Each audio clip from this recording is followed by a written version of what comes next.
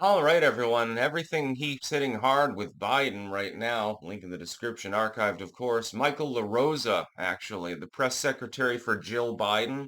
So a loyalist within the Biden administration who ended up resigning in 22, has cited a lack of transparency and a systemic one within the Biden family in general. So it's not just Joe. Of course, he was more associated with Jill Biden. And he's saying, look, the Biden family engaged in systemic opaqueness for the entire time that I was there, and it was multiple incidents. Now, normally, when somebody comes out and writes such a scathing report or gives a scathing interview or something, I tend to distrust it, even if it's someone who's associated with the administration, because they could just be disgruntled. But the instances that we have seen are quite clear. The Biden family practiced a distancing, a facade-like approach with regards to the way that their politics were conducted. This time, we can actually prove this to be the case. We actually have beyond circumstantial evidence, and we don't have an anonymous source, so that's always helpful. Look at the dog biting in the White House, for example. Joe Biden's dogs bit like 50 fucking people or something like that. It happened all the time, apparently, until the first one was shafted. I think the second one continued to do the same thing.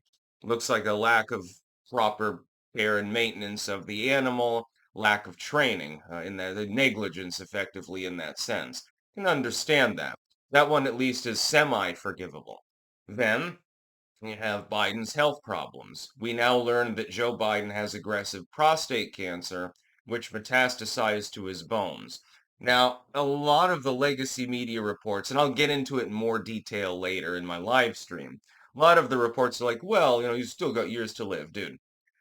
The cohort you're talking about is not all 82 years old. So he's going to be on the older side. It's already metastasized, and we don't know how many years the cancer has already been there.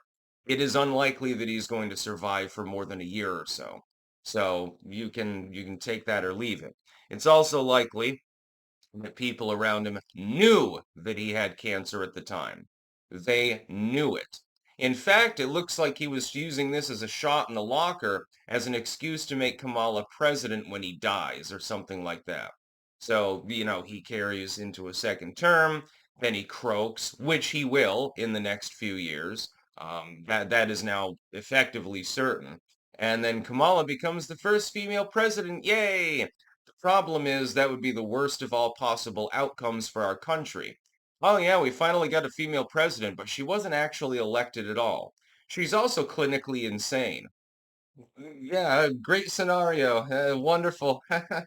We're all gonna die. Michael LaRosa is sort of spilling the beans on the administration. He was there for several years. And assisting Jill Biden. He had a fairly hefty role within the administration, being the First Lady's official spokesperson, is a high level position. Probably had access to classified info and all sorts of things. And you would think in such a situation, he'd say, well, I've got a cushy job, everything's great. But he ended up resigning. And it was kind of mysterious. Why would you resign? Apparently, this played a role actually in it. I have a feeling, though, that there was another hidden reason, which LaRosa is not mentioning.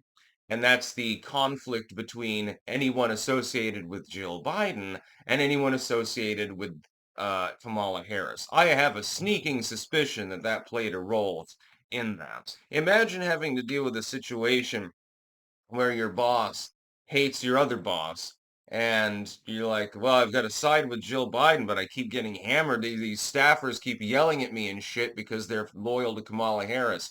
It's almost like the goddamn Roman Empire with different factions within the White House fighting each other constantly, to much to the detriment of the American public.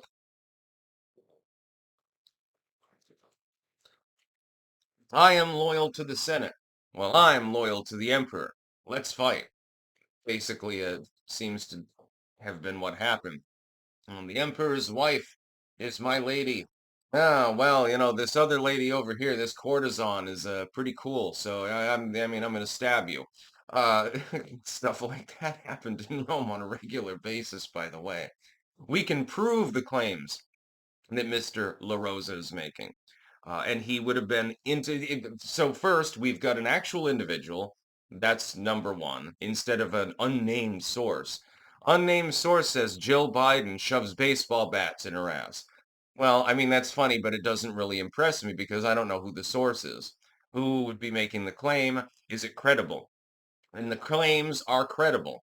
We know this because we can establish a pattern that actually evinces what LaRosa is saying with the dog bites, with the health problems, with certainly anything related to Hunter Biden. Systemic covering up of what was actually going on, such that the public was effectively blinded to what the Biden administration was even doing. And this bleeds over into, by the way, what would have been the Harris administration. Kamala Harris was effectively a no-show VP for most of her term there. Uh, Border czar who only visited the border twice and then only for a quick photo op. Never really toured facilities or did anything meaningful. Just sort of was there. You've got people who basically disappeared. Pete Buttigieg, transport secretary, should have been on the ground almost immediately in East Palestine. Instead, it took him an extended length of time, and coincidentally, he shows up there only a couple days after Trump preempted him and showed up. Biden didn't show up for a year. It's an absentee administration. This was just a placeholder. The Biden administration is going to be effectively disappeared from American history, and fairly quickly, by the way. I'll tell you why. Republicans don't want to remember it. Independents generally didn't support it, and liberals want to forget about it. They don't want it in the history books. Joe Biden is literally, as I labeled him when he was first selected for office, the asterisk president. It was the asterisk administration. They did nothing of substance other than drive up inflation and oversee the creation of several proxy wars. And I see it as sort of a relapse.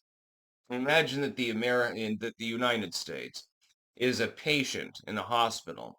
Sometimes they're perfectly good and everything's going fine.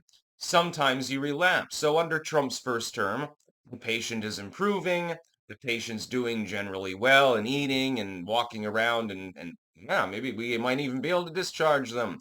Biden comes along. It's basically like they had crippling pneumonia or something like that. Or they got bone cancer like Joe Biden literally has. Now we're on the road to recovery again, but it's going to be a long haul after all the damage that's already been done. That's about all. Peace out.